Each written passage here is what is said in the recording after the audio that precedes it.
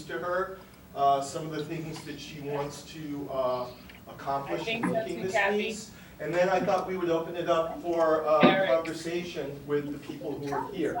Okay? Yeah. Okay, and I wanted to, can we give Michelle a chance to, can we see if Michelle's voice is back? But you like. Do I sound kind of like messed up still? No? No? Awesome. You sound really great. Okay, good. Hi, everyone. Ladies, Beautiful voice she has. I have a deep appreciation for your voice. Thank God. Okay. So, Alverno College is a women's college. It was founded about 127 to 128 years ago. In the 1970s, they explored and have developed and have become a leading advocate for abilities-based education, which means every academic discipline. Maybe if I talk this way, you can see me. Is that better? Yeah. Okay. And Amy, come on in. Yep. Every academic discipline is said to engage 8 core abilities. And each of these disciplines is required to account for these 8 abilities in their pedagogy. These abilities include communication, analysis, problem solving, valuing, social interaction, developing a global perspective, effective citizenship, and the 8th ability is aesthetic engagement. And I have always been very moved that not only is aesthetic engagement in that list, but it forms the 8th ability, because it's my belief that in order to engage with aesthetic engagement, you need to have practice and expertise with the 7 preceding abilities. So this is the pedagogical place where Alverno begins their work.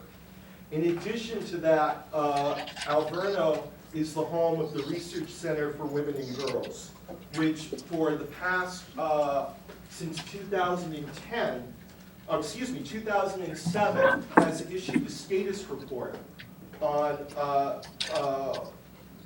the lives of women and girls in the state of Wisconsin. The first one was in 2007, the second one was in 2010, the latest iteration of the status report came out in 2014. It focused on 10 to 19-year-old girls. The subjects that it included were education, social support and activities, media engagement, physical health, mental health, substance abuse, sexual health, crime and incarceration, and violence and abuse. For these reasons, it was Alverno Presents' idea that an engagement with Bronx Gothic was something that was going to yield very rich results for the college, and we believe would provide a very rich place for you to make the work and meet our community and have this exchange of ideas. That's pretty much what I have to say by way of introduction. I'd like to give it over to you, Okwui and Peter, to talk a little bit about the work, and then we'll have everybody, hi, come on in, have some pizza. Then we'll have an opportunity for people to ask questions, share their ideas, and go from there. Great, great. Peter has one question. Hey. Michelle, can you mute yours for now? We feel like yes, it's loud. Because it switches screens every time a sound comes from your office. Okay, so I'll mute it now. Okay. So hi everyone. It's great to meet you this way. So Bronx Gothic. It's weird. I can't see the group. Okay, I got it. So, Bronx Gothic was first of all my first solo piece, and something that I began to develop when I discovered that I was pregnant with my first and only child so far. She's now 3.5 years old, and I kind of was reflecting back on sort of my, excuse me, my adolescence, my childhood growing up in the Bronx, and I started to think about what how is the world going to treat another brown girl, right?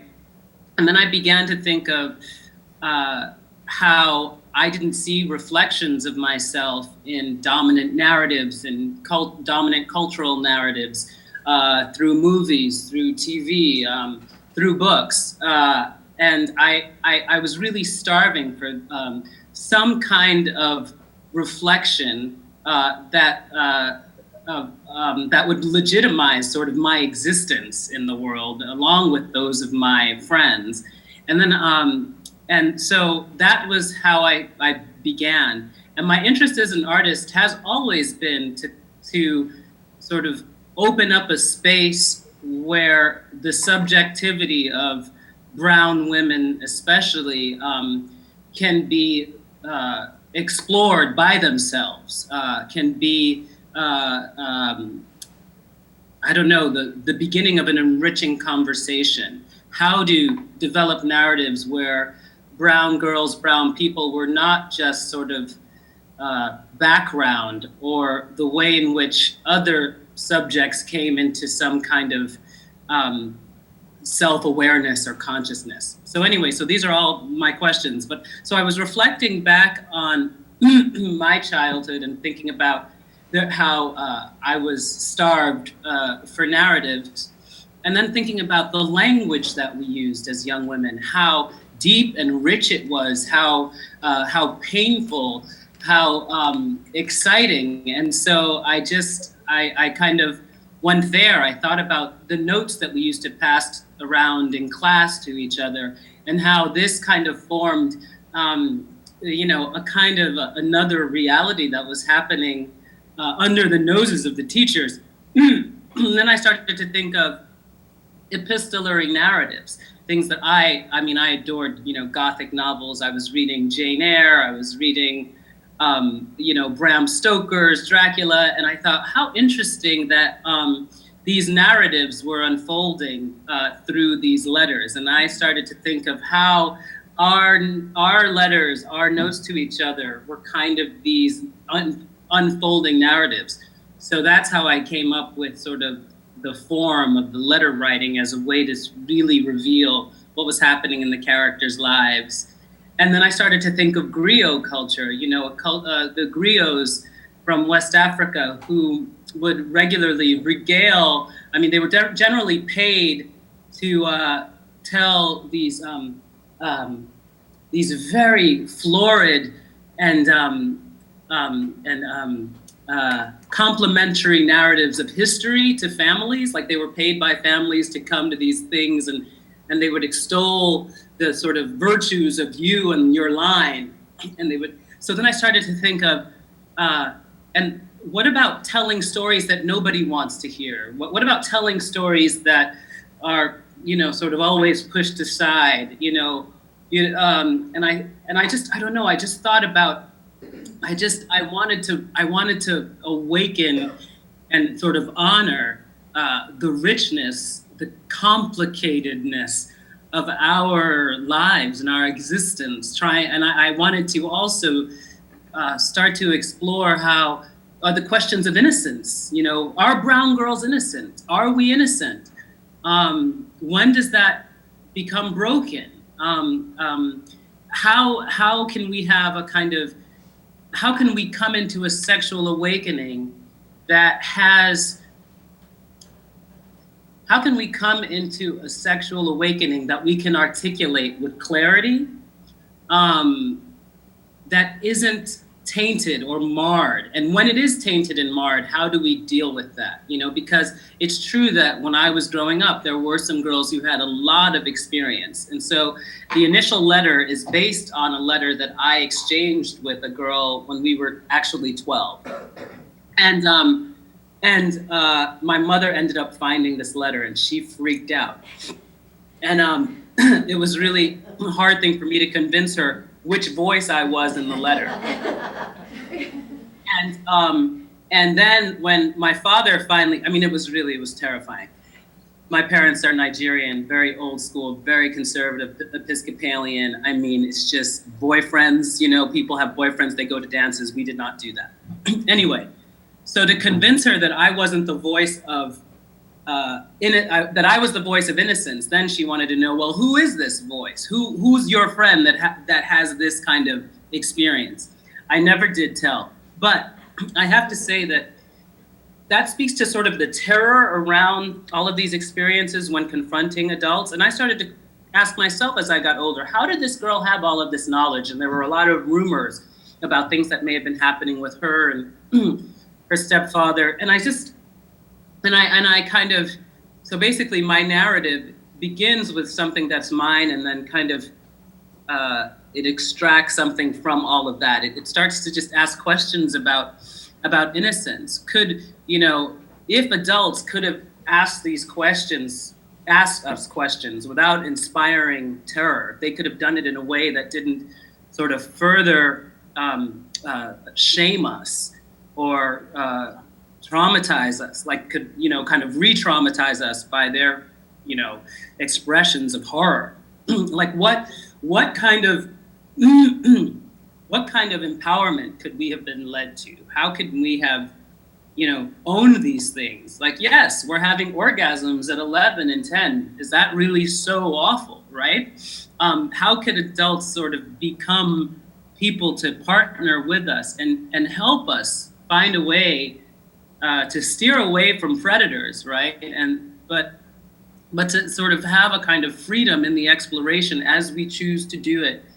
I don't know. It's complicated, and I think, and I think about my daughter, and I'm like, well, what am I going to do? I know she's 3.5. She explores certain things. I try to pretend I don't see, and I'm gonna wait, and it really freaks me out because I just want her to be able to explore her body, love her body, and protect it.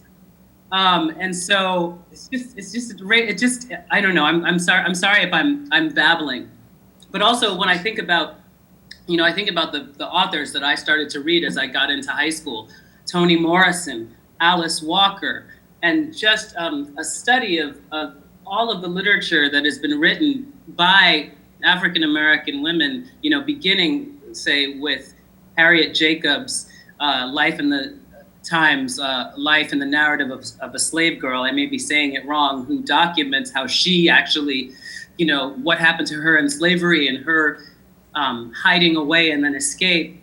All of the ways in which I feel like there is a history of African-American narratives, African-American narratives by women of color that try to protect a kind of sex that don't want to expose themselves sexually because of what has historically been considered their sort of predatory or their aberrational sexual condition.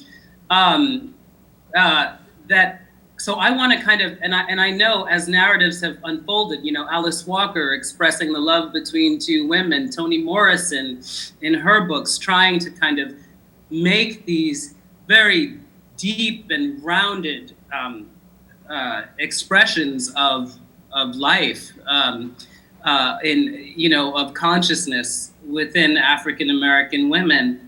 It's been a long fought battle to get there, to explore all of these particular facets. And I think that I write considering all of that somehow. Like I don't want to make it easy. I want to in some way explore the richness of the subjective experience of a brown woman. I don't know. It's okay. So we can open it up to questions. My goodness, that was long. Sorry. No, it was like about 5 minutes, Okwui. It was awesome. Thank you very much. Well, can I just add a little? One Peter, thing is, please. I think that the unique thing about having it as a performance versus something that you read or a lecture is that it's very much about the body and about Okpui's body in particular. They're long, like the performance begins with no words for a half an hour, and you just watch a movement. It's not the beginning of the performance. And the idea that these are ideas that we try to take a step further than them just being ideas, but try to embody them and see how do the interplay of ideas or the contrast of ideas or these conflicting ideas kind of, I don't know, shake a body or break a body or come out of a physical body, Right. and not just words. Yes, how does memory actually, how can you embody the memory sort of breaking through and, breaking through the body, in danger of breaking the body, actually. But I do want it to, it's a piece of literature. It's integral that it also stand as a piece that can be read. So I would say that both things are, I hope, living actively in tandem with each other. Thank you. That was great. Who wants to ask a question or share an observation? I mean, just go into it, and Dawn is going to do it. I don't know if you can see her on the I'm camera. coming over to She's where- I gonna can't come see her over right here. now. Hi, Dawn. So I was able to watch clips of you recorded, I think on the Baryshnikov website and Baryshnikov Center website and one other place, where you talked about the process of creating sort of a physical narrative to go with the words that you had created for this piece. And one of the questions I had, and I'm, just so you know, I'm the director of institutional giving, so I'm mostly the grant writer in this case. but Okay. One of the We love you. Thank you. And fellow Yaley. Oh, what college? Graduate school, drama school. Better. Okay. So, yeah, exactly. We did play practice for 3 years. But one of the things that I was fascinated by was the idea of how we could allow our students, and possibly others, maybe members of the public, but especially our students, how might we allow our students to have that kind of creative experience of developing a physical narrative like you had, and are there ways that we could perhaps work with our students to experience that kind of creativity that you just alluded to when you were talking about, the role of the body and your body in expressing some of these ideas. Right. And I'm wondering if you've had thoughts about that. And I recognize Yeah. I'm not the expert in the room. Kat, who's our dance faculty member, you might have ideas to bring to the table already, but I thought I'd ask the question since it's been on my mind. Yeah, it's a great question, and I'm always open to ideas about helping me translate a practice, or helping other students or other people start to develop their own practice, because I think as an artist, where I enter into pieces sort of through movement, through text, through sound, I'm toggling back and forth all of the time. Some of what I've done, which is also largely influenced by a lot of the work that I've done with Ralph Lemon, is when I look at some of the narratives that I've written, and then I start to take sort of key pieces or key phrases or key ideas, and then I start to develop a movement vocabulary around them. Everything doesn't stay, but I start to, and also with the help of my director, Peter Bourne, we videotape things, we do improvisations based on some of the phrases that I make from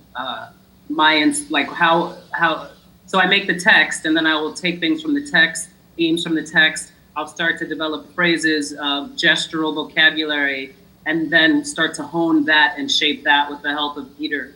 And it's quite a long process, because there even if you go online, you may see a lot of video of us doing residencies at different places over, it was like a 2-year process as we were developing this.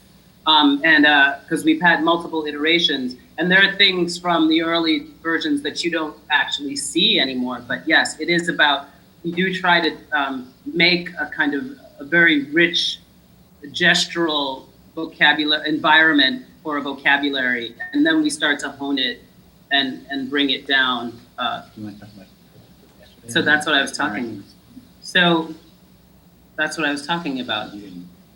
Oh, so yeah, and I just had a class where one of the things I did was, we're working on a new piece right now, and I took some of the material that I was working on with the new piece, or some of my research material, and I read it to the students, and then I actually had them sort of just respond to that material And then from the responses, their written responses, I then asked them to find 5 phrases, words, like to make 5 gestures, phrases from their response. And then, you know, they did stuff, and then I had them do it together. You know, they thought it was going to be a singular piece, but then I put them in groups, and I found it really rich, you know, how something that they made singularly when paired started to shape and change what they made. So that was also an exercise in making an individual piece, but then also in a group collaboration or group improvisation. So that's one of the things that I did. Right. Kind of like Okwui said, there, you know, we have done it in a class setting where it's kind of an abbreviated version, but at the same time, part of the process is about working on these things over and over and over until, you know, you might, like, if you were, you know, privy to the whole process, you might say, I don't see how what you ended up doing related to what you began with at all. But that's a part of the process. But yeah, I just think that for Bronx Gothic, maybe there could be, one of the things that we were thinking of doing was having a kind of, you know, an autobiography or loose autobiography, because when I think about Bronx Gothic, I actually sometimes I call it a fake autobiography, because like I think all literature, you know, you take pieces of your life, or there are parts of the world that you're interacting with, and sometimes they find themselves in your own, you know, when you're constructing a narrative, because so I constructed Bronx Gothic around a number of things in my life, but it wasn't necessarily my life story.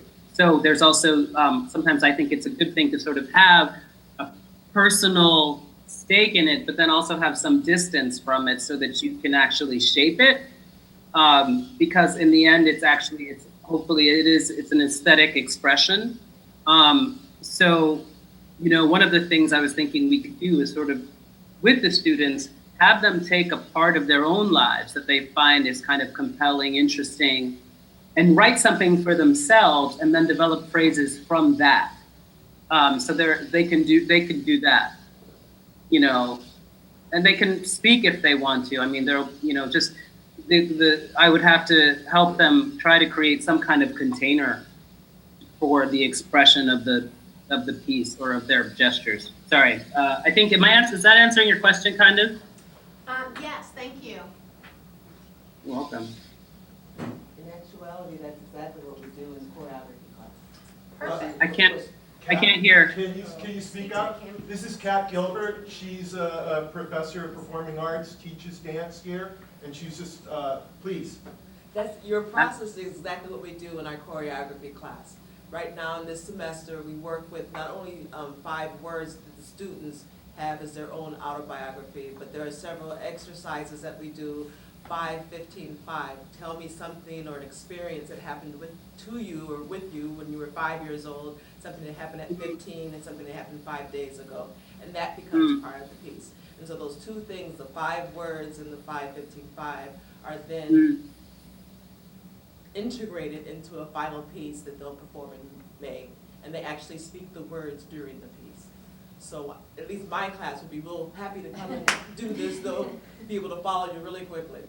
So That sounds excellent. That's a fantastic container you have there. I mean, and I would throw into that, even if maybe it didn't happen to you. You know what I mean? Something that you think you remember, because memory is treacherous. You know, it's we put it together for our mysterious reasons. The way we, anyway, I've been reading this excellent book by Sam Delaney called The Motion of Light and Water. And he talks about how the ways in which he's ordered his memory, and when he finds out actually that some major events like his father's death didn't happen when he was 18, it happened when he was 16 or something, or it didn't happen when he was 16, it happened when he was 18. But how important it is to have his idea of what the memory was alongside what actually happened. Right. Like, how do those things have a kind of dynamic relationship and reveal something even more critical about his experience of the world, and of his past, so that they both actually happen, that they're both true statements. True. Anyway, so And it also connects with how their memory affects what they see. Because we also do an exercise where we all go to a performance together and we see dance and they have a connection with that. And then we put that against what they thought of before. So you, not only the memory in its space, but in the memory, how it affects your value and your analysis of what you're seeing. Right. And I would even add a third thing to that, to say that your body contains memory and your body carries memory that, you know, we can't even articulate sometimes, which is why movement is so essential and so important. Right. But also movement as a way to generate like an electric field, an energetic field, where I feel that in the way Peter has designed the space, the movement creates also an energetic field, a psychic condition that I hope the entire audience can enter into with me, the performer. And then our memories are, are hopefully intertwining, like hopefully this experience that we're having in the present, right, creates, after they leave, creates a sense of, I don't know, confusion around what they remember too. You know what I mean? Right. Like that Or the how experience is so somehow of the moment and shared, and I hope sacred to some degree. But then they go and it's almost like, what happened? That's always, I like that experience. Or like memory, you have to kind of reconstruct the story for yourself, or you have to create a story from what you see. There's no necessarily, one thing we try to do in that piece is, or all our pieces really, is to lay out a piece that does not have a A, B, C, D, E storyline. You know, it's more events that you either in the moment or in retrospect have to assemble yourself into, like, what was the question? You know, what was that about? What was happening? Well, you know, I have an ABC. ABCDE storyline, but I mean, that's not necessarily how we want to present it. Right. I have to have a kind of sense of order, or I have to answer some questions. But Mimi, and then I know Amy wanted to say something too. Mimi Charnick, I don't know if you could, oh yeah, you can see Mimi. So Hi. I'm going to be a fangirl for a second. I watched the whole piece and Oh. I was really surprised by two things. One, how funny it is at points, and that it had a storyline. And I was sobbing at the end. But what you're talking about now, I teach senior humanities seminar in the spring, so it'll be starting next January. And the students write, you call it a fake autobiography, I call it a fictional autobiography. And it's focused on feminist attitudes towards the body. So thematically, the course is all over your piece. But, Yes, cool. But what they have the hardest time with when they're finishing their autobiography is, where do you start? Like what's going to be the starting point? And then how to organize and structure it. So I think that watching your piece will give them like a model of, a way you can do that, because you start with this kind of real specific, and then there's a definite arc. It was amazing. So I'm excited about that. Thank you so much. Well, I received that. So, This is Amy Shapiro, professor of philosophy. I'm also co-director of the Women's and Gender Studies program. I can't hear, Oh, sir. you can hear. Get up. Oh. I don't want to get up. Well, you Sorry. can sit, but you just talk loud. Oh, me? Talk louder? Okay. Yeah. I'm co-director of the Women's and Gender Studies program. Can you hear me now? Okay. So. Co-director of Women and Gender Studies program. Yes, and I teach one of the senior courses. It's called Women in Words, that all of our WGS students take. And Mimi will share some of those students. And this course looks at narrative of language, sexuality, identity. I just came from class, we just spent a couple of hours talking about categories of difference and the role that categories of difference play in the construction of identity. And their task for their course project is to create an artist book. Because I feel that they have to be able to create rather than just demonstrate in a traditional narrative form their understanding of the theoretical, the theories that they read and the conversations around narratives and language. And I could see having them do work in the body and use the piece as a way to kind of investigate even further their experience of the imposition of language, the imposition of categories, the ways in which differences play out. We spend a lot of time talking about theories of women of color and theories of sexuality, so they're going to be primed. And I actually have to say, I was struck by some words you used. You talked about the idea that experience of sexuality is tainted and marred. And we spend quite a bit of time, and I'm sure Mimi will attest to this, talking about the ways in which our students as women of color, as in terms of their sexuality, whatever, have that much of their experience has been perverted. And many of our students are parents and are raising children and asking questions about how to make this happen. So everything you've talked about and the little that I've seen of your piece totally reverberates with what we're exploring in our classroom. So I think, Awesome. you know, we could do some exchange. I would lend my classroom to you. And invite you to come in and do some work with the students around their own narrative constructions. Right, right. I mean, because I definitely, that's great. I mean, I think what helped me a little bit was, you know, often I have to find a form, you know, and so when I thought of the epistolary novel and the note writing, that was really my entry into it. You know, sometimes it's like I have to find a form, especially a form where I felt the negative presence of women of color.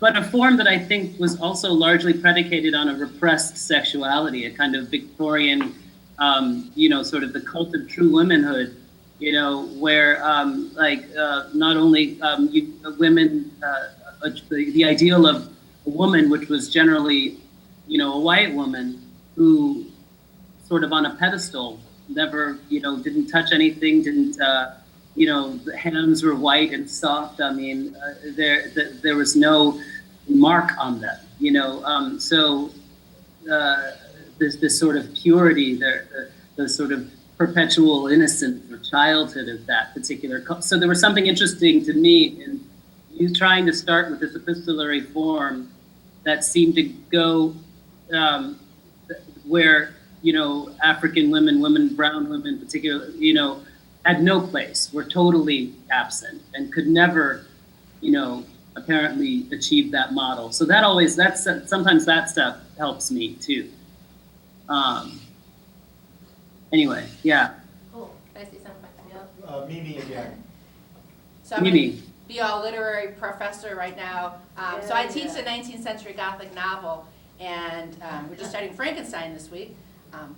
And usually the letter format, in my opinion, is to shield the reader from the rawness of the violence and sexuality that exists in these novels, like Jane Eyre and like Frankenstein and the Vampire.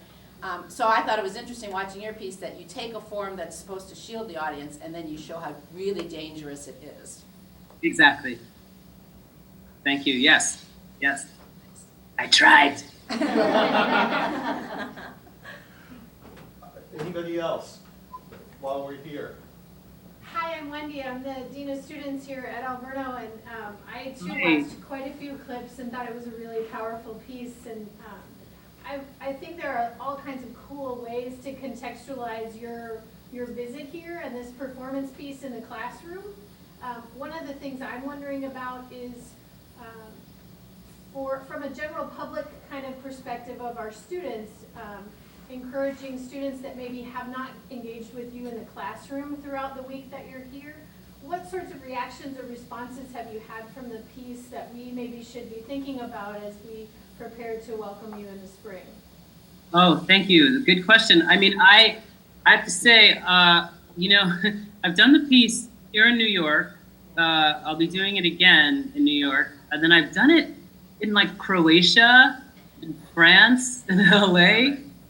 And generally the response has been overwhelmingly like thank you, particularly for women of color, from women of color.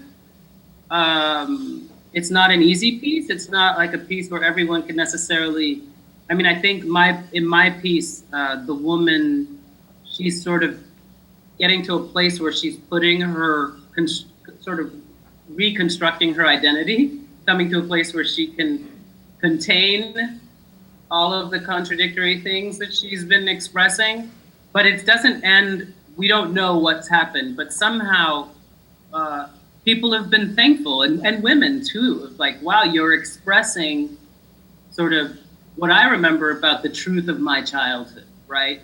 What could be like the deep love between girls and also some of the violence and the vulnerability. That's been overwhelmingly the response. It's weird. I mean, I know, like, I feel that that's not happened before.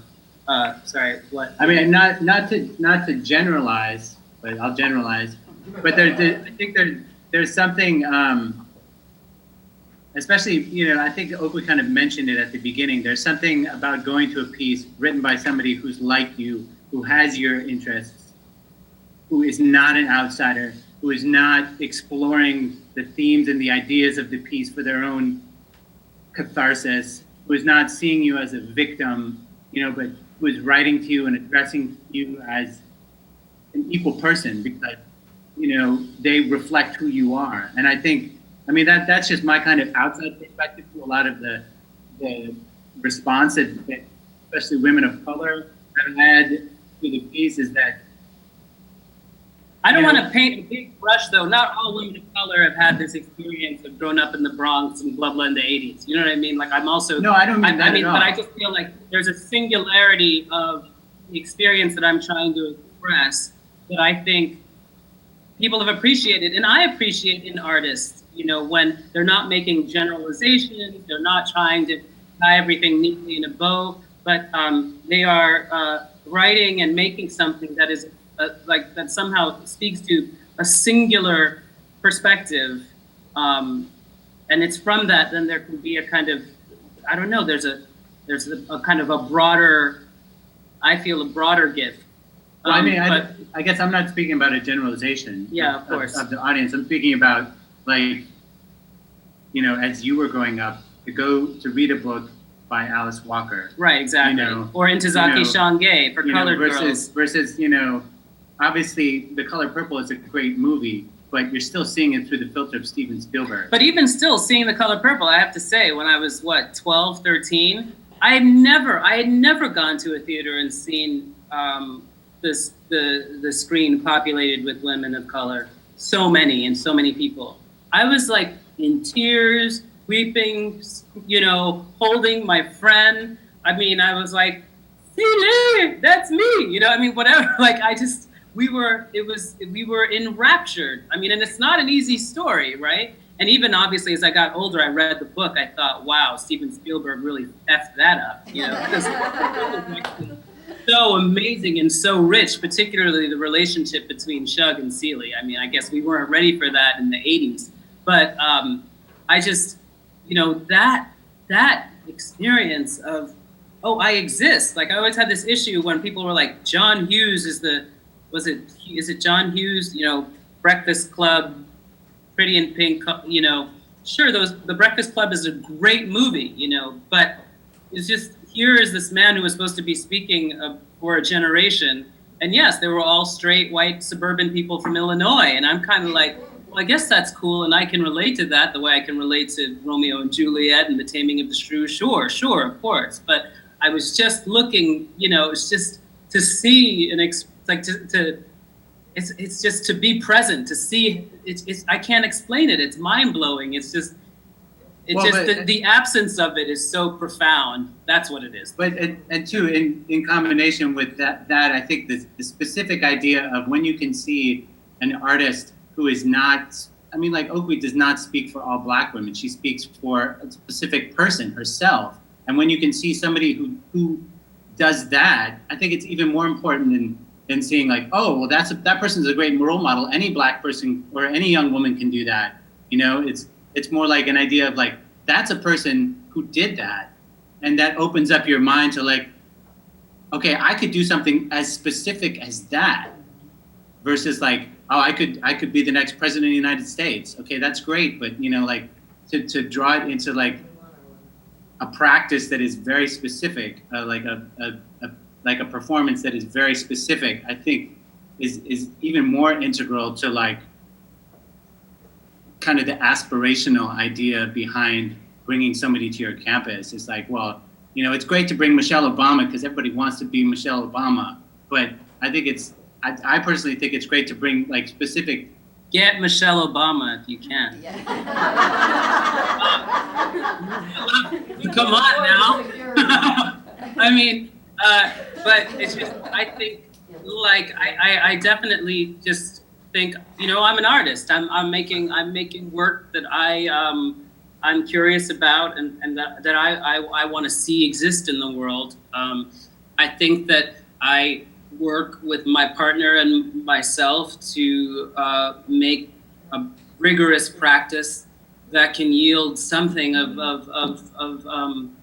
I don't know, that can yield something critical. I'm interested in interrogating the form and how we come together live. Like what's the shape of live performance and how can we engage? You know, it's so wonderful that so many of you have seen the video clips. I mean, but even for me, the video is that's not the primary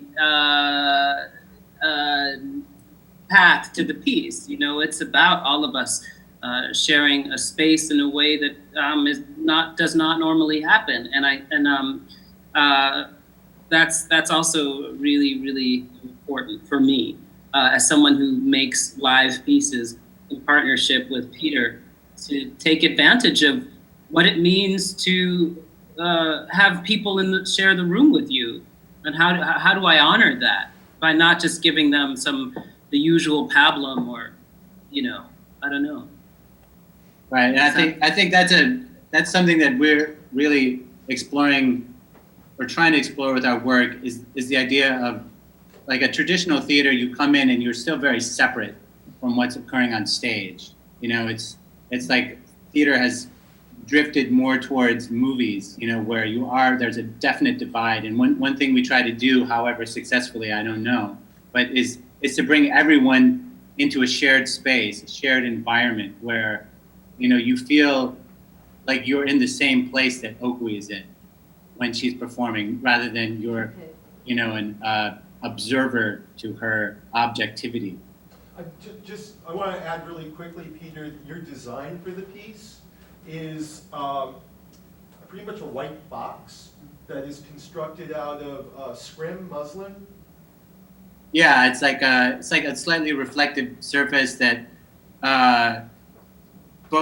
it kind of almost looks like curtains, but not necessarily curtains, but it's a surface that, you know, we can light from behind. So there's a lot of work with shadows, and then also light from in front. So we also play a lot with the idea of duration, and at one point, you know, during the show, can you see Okwui, and what point can you not see her, and trying to blur the line of like, when is visible, and when is somebody invisible. So we're going to be doing this on the Pittman stage. We're going to be constructing Peter's environment there, and the audience will be entering onto the stage and literally entering into this white box for the performance. And as they enter into the performance, Okwui is there.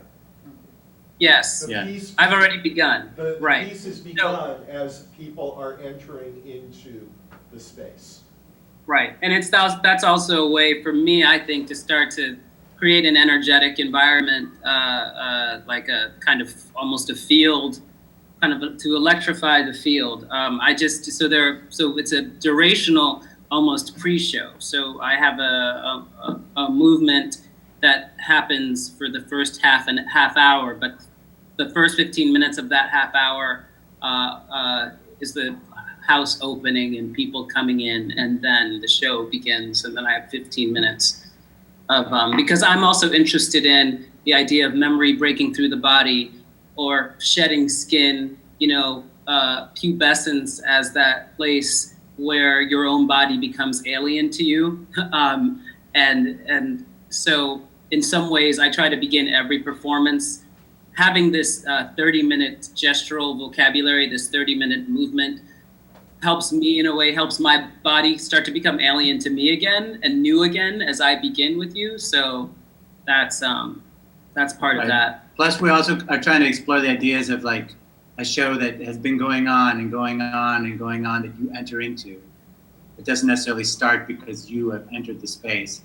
And at the same time, it's because it's happening as people are coming in, you choose when you kind of, it is also at the same time you kind of choose to begin the story when you know, some people will talk the whole time until, you know, they feel like, oh, the show is starting, but other people will sit down and start watching right away. So it's this interesting dynamic. That doesn't, and no one, you know, there's no right way to do that. Right. Exactly. You know, it's 7 minutes to, and I know that we have you for about another 7 minutes. I just want to give people here an opportunity. Dawn? Somebody else should go who hasn't. Well, I was just gonna follow up. I think that, as you said, the fact that this is a really intimate and experiential opportunity for folks is really powerful. One of the concerns that's been raised that we're just thinking about, we're a campus that plans more than most. But one of the questions that has been raised, because it's not an easy piece, is whether or not we might have students who, having experienced sexual trauma in their lives, themselves or with family members, and that is a pretty significant population within our community. I don't really have data, but it's one of the themes, as I'm new to Alverno, that I've had students, faculty, and staff tell me since I arrived, that one of the common experiences across students is that many have experienced sexual trauma in their lives.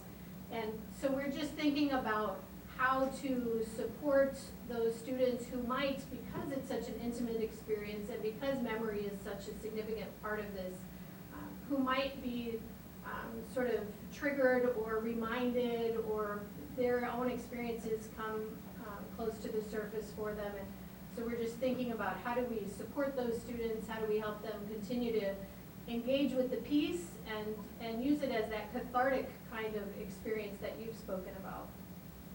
Well, I mean, I think that, you know, the women and girls across the country, what is it? 1 in 5, 1 in 7 have had this experience, have been sexually, I mean, I don't know the numbers, but it's a pretty high number that have been sexually traumatized, abused. I think, you know, I'm of multiple minds. I mean, I feel like it's college, you know, and I think that art is an incredible way to start to open up a conversation and a way to look at your experience without reliving it necessarily, or you're doing it in a room that's safe. You're going here and you're listening to perhaps someone else's story, which I don't know, you know, because I'm not a psychiatrist. I deal in the mind, but but I know that a number of people who have seen my show have experienced that. I have friends. But I don't know that that's really. I don't know if that's not. I'm not equipped to really. I don't feel like I'm equipped to answer that question.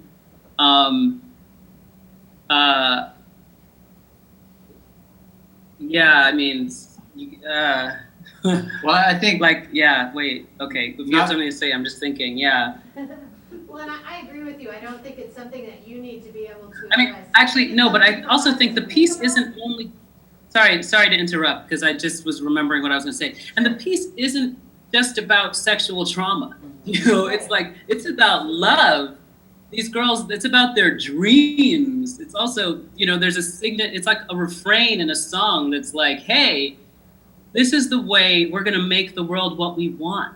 There's like an ongoing sort of refrain of dream exercises, you know, where basically, and this is based on how to have lucid dreams.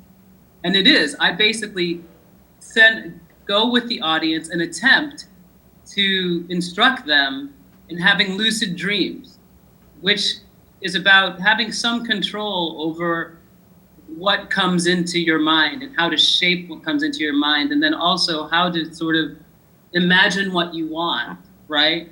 And imagine what you want to dream about. Imagine the images that you want to have. And yes, sometimes they're interrupted, but I mean, I just feel like it's not I mean, and this is how it's also not like straight theater, you know, where it's like, or a solo piece where someone's like, I'm gonna do this piece, it's about my life, and here's my trauma, and here's how I recovered from it.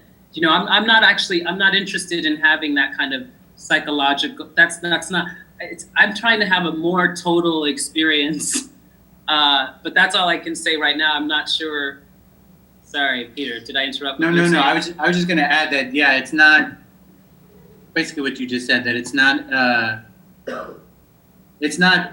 piece that's meant to be a therapeutic piece necessarily, and it's not a piece that's meant to say, okay, it's okay that this happened, or it's not okay that this happened. It's more about I mean, if you want to say that it's about something, it's about somebody struggling with their memory and struggling with their past and not giving up and trying to work on it. Yeah, and also I would say the sexual trauma piece of it doesn't even emerge for a while. I mean, what can be more traumatic for some of us is the act of being, you know, of blackness as something that's ugly, as something that is as something that is not lovable, you know, like that is something directly from my experience. But it's like I saw The Color Purple, and you know, it wasn't like I was reliving the fact of being called ugly. It was like I was able to see how this woman is not ugly and what intense beauty she is experiencing. And she's asking herself, can she be loved after the rape from this continual rape of who she imagines is this man as her father? But to see the love she can have with her sister, the love of the natural world that they experience, I don't know. I just think it, you know,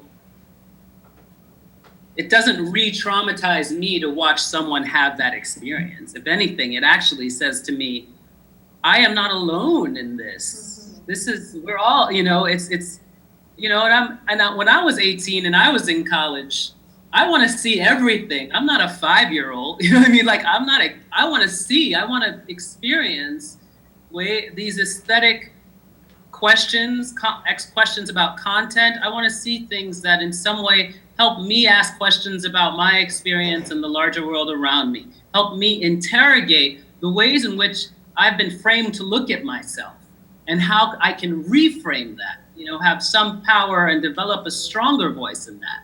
I mean, it's just like, you know, I mean, that's what college is about to me. Like, I don't, you know, the school that I went to as an undergrad, I mean, what weren't we having the experience of? And it was, it made things richer for me, I think. I'm sorry, I feel like I'm talking so much. Everybody, sorry. Thank you. That's why we invited you here, Okwui. Adicola, Okwui, Adicola, Okwui. How are you? That sounds like a Yoruba name. It is indeed. It is all of that and more. But what I hear is two things. I think that this piece has a power and ability to heal, because like you, college was a place to experience a lot of things, and you don't always have the protection of the reference. And it's kind of good to be out with your parents, you know, when you experience these things, because they shape so much. But what I also hear is us as a college, how much can we be held accountable if people go out having a weird experience? I mean, are we worried about our own accountability in this fact? Because I see more opportunity for healing in this, and especially with the attitude of catharsis that can happen in here. What is probably the weirdest thing is holding still for 20 minutes and listening to someone else for this generation. But anyway, yeah. That's probably the more profound effect than anything. Good point. I think so too. So I'm way out the generation, okay? I'm sorry, go ahead. No. I think, I'm sorry. I'm just saying. I was like in agreement. Yes. That's a really good point. I hope it can heal. I mean, I don't want to unheal. You know, I'm not trying to. But maybe in some ways, I want to wound. You know what I mean? I think that I want to make a piece that is not easy. I want to make a piece that can live under the skin and the consciousness, and have and reverberate. You know, but it's not. It's the wounding that I had with Song of Solomon and Sula that I want. You know, it's just it's you know I mean it's. But I think kind of like like a college, and I kind of have a similar experience to Okwui, that a college is kind of the ideal place where you want this to happen. Yes. Because you walk out of whatever it is, whether it's a lecture, whether it's an argument with somebody, or whether it's something else, you walk out of it into your community, versus like if you're stuck at home, maybe your parents understand you, maybe you don't, maybe they don't. Who do you turn to? You don't know. But at a college that has, you know, where you feel it's a safe space, a college where you feel like, okay, if I have questions about myself or things that have happened to me or things that I want to do, I have people I can turn to. Right. You know, which is, you know, what, and like, you know, we can't speak to an experience that somebody will have at this show. And that's part of what we want. You know, we don't want people to walk out of it with like being inspired or being this or being that. I want them to walk out however they walk out, you know, to let it be an open experience like life, where you walk out of something and you have questions, you know, but I'll say that one of the things I just was thinking of that I get from people is they're like, are you okay? You know, it's almost like they're actually looking at me, they're afraid for me, you know, they're like, the stuff that you were doing, are you all right? You know, so it's interesting too. Sorry, go ahead. I just want to say, I think we have a need very often in this college to explain how we're different. And ours, I think that there's a really unique opportunity here, because the students on this campus and what we do on this campus are different. So you're going to have an opportunity to have a very different kind of audience. We don't have, I mean, we have traditional seeming students, but I don't think any of our students are traditional. And a lot of them are working class, they're students of color, they come from all different kinds of backgrounds, and they find a way to express their individuality. And I want to say that the way in which you talked about artistry and the value of a woman of color, a brown woman, getting up on stage as an individual is of absolute, I mean, it's absolutely essential our students have an experience of that. And I think that the more we give them, the better, and that it's going to be, I think, important to us that you understand just how different we are. This is an extraordinary place. There is no other place like it. I went to a college that was traditionally, it was originally a women's college, and I went to Sarah Lawrence. And I know about, you know, the colleges that you're referring to. There is nothing like this place. And so I think we have an opportunity to have a really extraordinary collaboration here. And Yes. I know we've gone beyond your time for us, but I just want to hold you for a bit more, because we do have students here. It's not just faculty and staff. And Aya and B and all of you, please, we would love to. I'm happy to stick around a little bit. I just have to ask a question. We have our daughter is somewhere. stay for another 15 We can stay for another 15 minutes. We just have to pick her up. But yes. Oh, yes. Thank you. 3.5. 3. Hey, Aya, what do you think? Oh, you asked a question? Go ahead, B. This is B, by the way. Hi. I just Hi. have a compliment. I just can't wait to actually see this. I'm really excited about it. That's all I can really say. That's a good thing to say. We like that. Yeah. Anybody Good, you else? like that. This is Aya. Hi. Hi. I just like to say that I fell in love with your piece. I watched some of it. I read some stuff, and I can't wait to have you come to campus. I also work with Marielle and David. So then Marielle told me a lot, and she was like, I want you to work with other people on campus, get this something big. So as a student leader of a student group, I'll be more than happy to help advertise this and make this something big.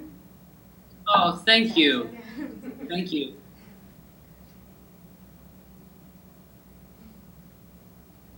I believe in shock value. I'm an entertainer. Right.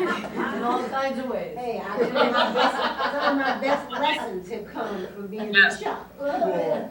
I definitely, I thank you, and I'm not remembering your name in the back with the great haircut. You just said, what is it? B?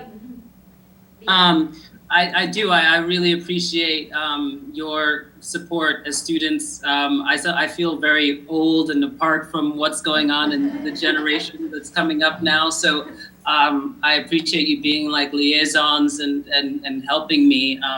But I'm really looking forward to having this conversation with you all. I mean, and not everybody has to like what it is that I do. You know, not everyone, it doesn't have to be liked, but I'm hoping that there can be questions, right? If there are questions, why is this happening? Why did you choose to do this? I'm really open, and I'd love to also have that discussion too. So, but thank you guys. I'm excited to be there with you. I'm excited to meet you in the flesh. Thank you. Say hi to Amici for us, and I will. And thank you guys, and we'll talk more later. Talk later, Michelle. Thanks for coming here. Okay, thank you, everyone. Thank you, everyone. Oh, one thing, we've been videotaping this, so we could share this conversation with other people here. We will share with you the videotape first to make sure it's something that you're cool with. But Okay. it just occurred to me, we're taping this and we haven't told you that we're doing that. So we are, and we'll let you have a look, and if you're cool, it's something that we'll make available internally for other people at the college. I think it'll be fine. I stutter and my grammar might be bad sometimes, No, but it's I pretty try. good. The FBI always has it, don't worry about it. It's pretty good. Thanks all. Talk to you later. Thank you all. Great. Have a great day. Bye. Bye. Bye. Great.